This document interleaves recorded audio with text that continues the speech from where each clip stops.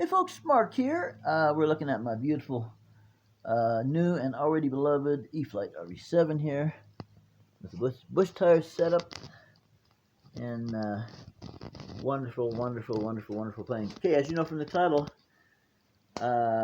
this video is a short video about the fact that I've chosen as my next plane. I've ordered it, and the video is about why I just ordered the Eflite Cherokee 1.3 meter bind and fly as my next airplane. Why? All right, and we're looking at this airplane because it's better than looking at me. So why did I do that? First of all, the plane I think is underappreciated. This is just an opinion, but I believe that the plane is underappreciated. And the reason, one thing that tells me that is when this is going to be my second Eflite Cherokee. Right, I had the first one not long after it was first released a few years ago. I got one and flew it extensively and loved it. And then when I quit flying RC airplanes, in no small part because of difficulty finding suitable places to fly, when I gave up airplanes, well, then I sold the Cherokee. And boy, I hated to do that because I loved the Cherokee. Same thing with the Mall. Sold the Mall.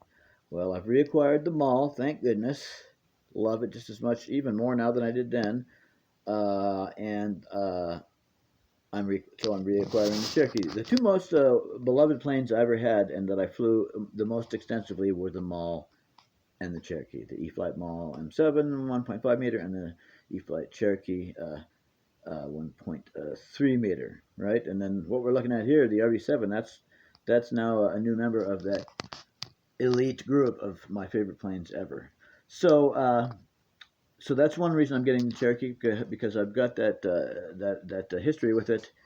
And when I flew that first one that I owned, I thought it was phenomenal. Once I got it set up and everything, I thought that it was an absolutely phenomenal model in every way. It's extremely scale. It has a rather low price point, in my opinion. It's $280 bind and fly for the Cherokee. And the Mall is $330, right? $50 more. And I think the Cherokee is just as nice as the Mall in every respect. In every respect, it doesn't come with floats. It doesn't come with floats though, and the Mall floats do come with a float servo built into the floats and a float rudder. So that's probably the difference in price there. But at any rate, the Cherokee at $280 for bind and fly, I think, is a reasonable price. Quite a reasonable price, under $300. Most of the good airplanes, in my opinion, and from what I've seen, are about $300 or more. So $280 is, I think it's kind of an extra good price for the Cherokee. I think it's underappreciated because I went to look at videos yesterday and today about the Cherokee just for fun, and I figured, well, since I owned the Cherokee before, several years ago, there ought to be a lot more videos by now, of people flying the Cherokee, and that isn't the case. I didn't find very many new videos really at all. So that tells me this plane is underappreciated. There's not very many videos have been posted about this plane since it was released 2 or 3 years ago. And again, that tells me it's underappreciated because it's such a fantastic airplane. So you got the low price point, in my opinion. It's an extremely scale foamy, just like the Mall and the RV7 here. Extremely scale. Clear cockpit, pilot, instrument panel, rivets, panel rivets on the wings, and the whole 9 yards, just like the RV7 here. Just gorgeous, just beautiful, gorgeous. So it's got that going for it. It's even got a tail strobe, and it's not just a tail strobe, a red light flashing on the tail on top of the vertical stabilizer. It's a scale, really scale tail strobe, just like you'd see on a real plane, are extremely close. So that's very, very cool. The lights in general are fantastic on the Cherokee, as they are on the RV7 and the Mall. And from my experience previously, it's just a fantastic flyer. The Cherokee is either on 3S or 4S. It's grass capable. It's a grass capable nose wheeler. Now, it's not grass capable on any grass, but it's for a nose wheeler, it's much more capable than any other nose wheeler you're going to find. And you've got the nose wheel and nose gear suspension, which is very helpful. for nose wheel or grass landings without bending your nose gear. It's got suspension that absorbed that shock, or at least a fair amount of it. And I have found with my previous Cherokee that I flew at the park, if the grass was short-ish, had been mowed not too, had been mowed fairly recently, I could take off and land from the grass, no problem. That even with the wheel pants, the Cherokee gear, in my opinion, does very, very well in grass and dirt, very, very well. Um, let's see, what was I saying? Yeah. So, the only thing. So, and then when the grass was too long.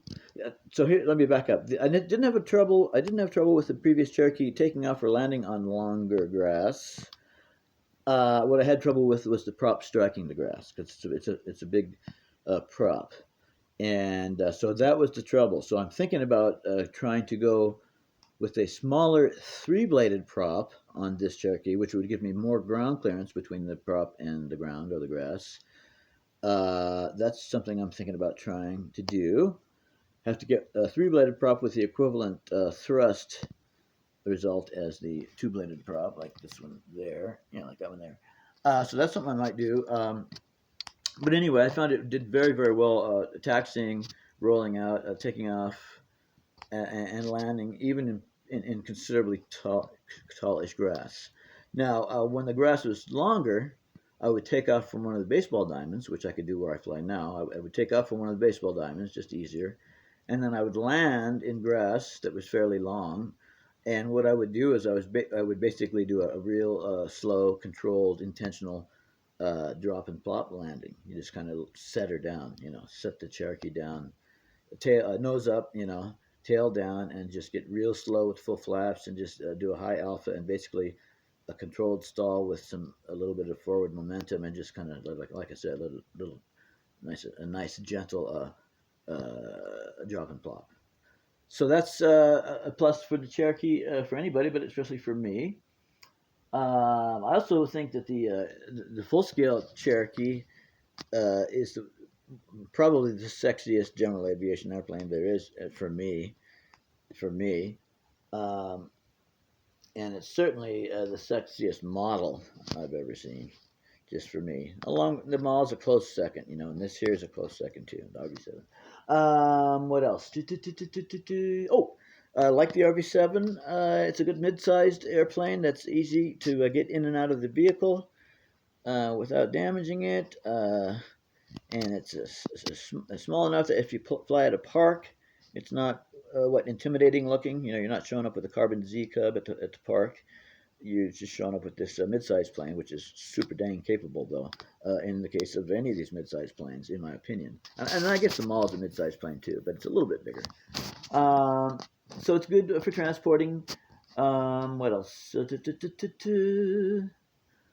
I think that's about it. And when I flew the Cherokee before, it was just so docile. It just, it was just really a reliable, trustworthy airframe, in my opinion. Get it set up right and everything like that. It just really, I flew it in a lot of wind and landed it in deep grass, and I even flew it in rain once. It started raining pretty hard after I took off, and I had video going, so I kept flying and never had any trouble with that. But that's why. So that's why I've chosen the Cherokee as my next airplane. I've already ordered it. I've already paid for it. It's supposed to come here on Wednesday, and today is Thursday, so about 6 days it's supposed to come. So there you go. That airplane doesn't seem to be selling much. Certainly not seeing many videos on it. And I know from prior experience, it is a fantastic airplane in every way. So y'all pilots out there, maybe we could all help support that high-quality aircraft by getting ourselves one if we don't already have one. Thanks for watching. Thanks for subscribing. Thanks for your content. Thanks for your camaraderie. Thanks for the humor that us RC people have. It's always enjoyable.